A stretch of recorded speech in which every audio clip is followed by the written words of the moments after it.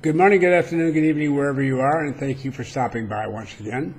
I hope that some of you had a chance to see the launch of the Seapods at Ocean Builders out on Linton Bay on the Caribbean side of the country. That is something the last video was dedicated to. We had quite a number of people come in to take a look at that. And likewise, at LinkedIn, I brought quite a few people to the attention of quite a large number of people there too. I'm very pleased with it. I tell you that I've been waiting for somebody to put the really serious thought and work and years of effort that they put into this creation of this project, and to have it actually come to fruition and they really can put it up and do things with it and so forth. It's a wonderful thing, and I think it's for people who are into this being first wave, so to speak, and also getting solid support for what you're doing. There's nothing much better than this, because the first group of these Seapods will be built and put into Linton Bay, which is a very nice place in the Caribbean, and you can, well, it's exactly where Ocean Builders has its facility and everything. Their purpose is to test out and to improve and perfect, really, the systems they have for supporting Seapods, and including drones for certain types of delivery and so forth and what have you. And they're looking for all the little problems that may, indeed, there will be some that come up and how to deal with those.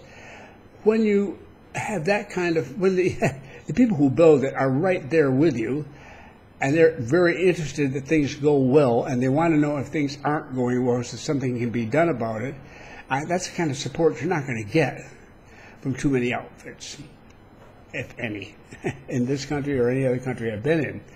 So I think it's both an adventuresome effort, but at the same time, it has the potential support there, or not the potential, the support that you really makes it a much better offer than it otherwise would be. So I think it's worth it. If you did not see it, what I'm talking about, then I will put a link to it down underneath the video here. I also, however, want to quickly mention that there's a different kind of pod they have out there.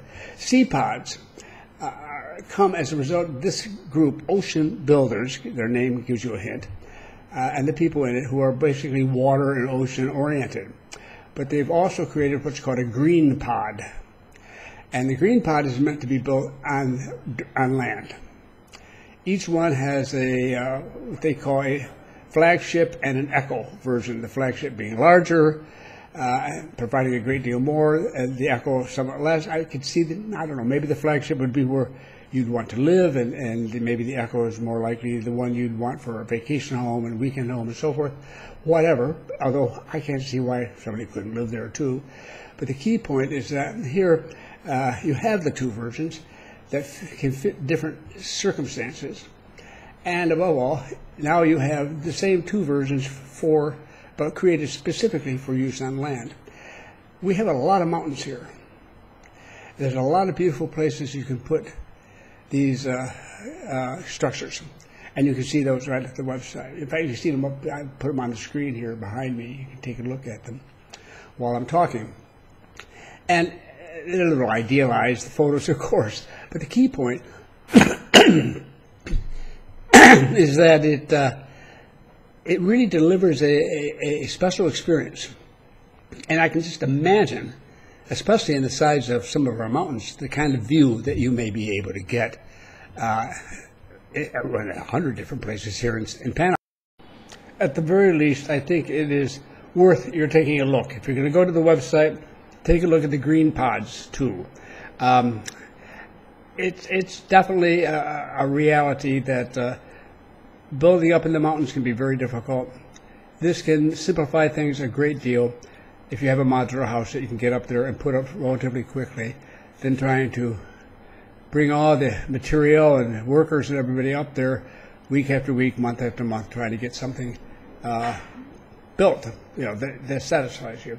Anyhow, I just wanted to make mention of the green pod as well as the sea pod. And with that, we can move along. Our monthly index of economic activity is continue to show positive results. We should, I hope, by the time the next video comes out or shortly thereafter, we'll have our second quarter GDP, that's the number that's really people really look to. Our first quarter was very good, and over 13%. This time we should be, it's going to come down a little because we're now comparing ourselves to better statistics in the past. And we were comparing ourselves to really awful statistics. Now the new ones aren't going to be quite as dramatic. But half the year will have already gone, that is, in terms of on a calendar year basis. And these 2 quarters, they're going to be double digits. And so to get to the level of 7%, which is a rough estimate that many people are using now for our annual, for the total year, that's going to take some work. I'm not sure how that works out. But we need to know, we have the GDP for the first one, but not for the second one. It may come out differently in the second, we don't know. All I'm saying is that right at the moment, not only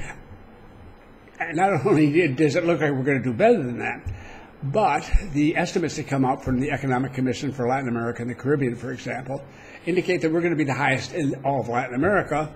The only exceptions being, interestingly enough, Venezuela, because it's so far down, anywhere is up, is going to look like a higher percentage.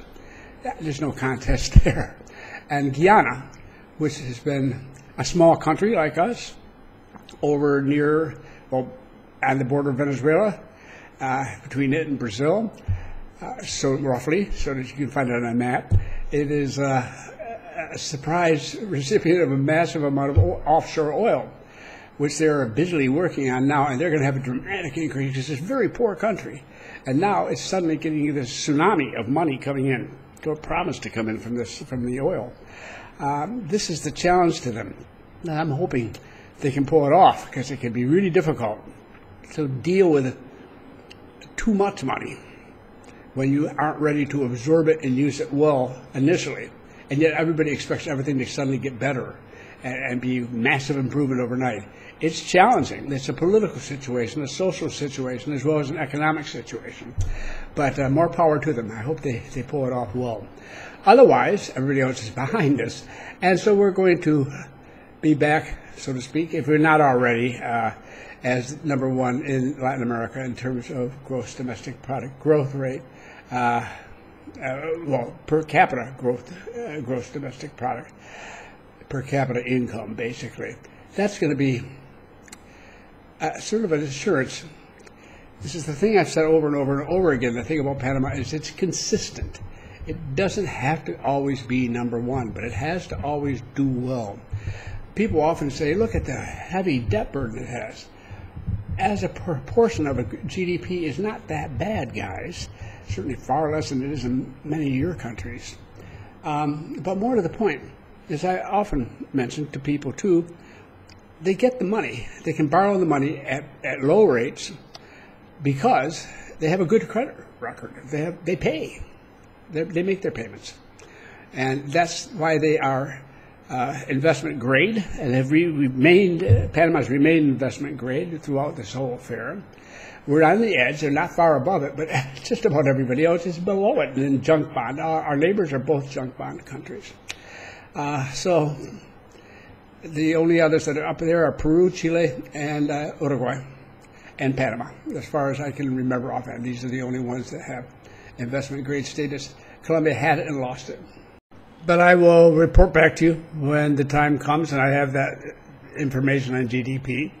In the meantime, the discussions and the protests that had been held some time ago, as you will remember, continue, and various and sundry groups have been put together. This is following a tried and true Panamanian style for dealing with a crisis situation that has gotten to a certain point and has to be brought back to earth, so to speak, and it's underway. And so far, it will bring some changes, as they always do. But it's civilized. It's not going to be done. Here in this country, if they get really carried away, they set fire to a tire. Other countries, they burn police stations, they burn metro stations, they burn 2 churches in Santiago. All sorts of violence against property and people goes on. We don't do that. we put together 2 or 3 old tires and set fire to them. It makes a lot of smoke and flames. It looks really impressive, you know, and that's about where it goes. You don't want to see the scenes in some cities when they've had problems in the past. In any event, I hear my phone making noises, and I'm going to turn it off. I'll be right back. That's taken care of. Now I can get back to business. That's fundamentally where we're at. We're moving through that process. Now, the much more important thing right at the moment, and for the next 18 months, is that we are in an election year and a half, I guess you'd say. May 2024, first Sunday in May will be Election Day. And from here to there, many words will be spoken. That we're going to have the usual, well, we have more than that. We have an interesting group of potential candidates coming up. I think this is going to be another growth election here. In other words, that people are making it clear that they're fed up with certain types of activities, particularly high-level corruption, really big problem in their minds, of course, and a lack of attention to some of the educational needs that we have, and I'm in agreement there, and so forth and what have you. But they're particularly irritated, who can blame them, with politicians who seem to be only concerned with their own enrichment and don't seem to have any time to waste worrying about their constituents. I think many of you from democracies understand that does happen in more places than just Panama. So I have seen this before, this generalized movement against political and financial corruption in countries, and how it's operating, how it's coming here is very organic, it's very real. It's just where people are, they're growing into it. This is the way it's done if you're going to be successful. You don't have somebody who come from outside.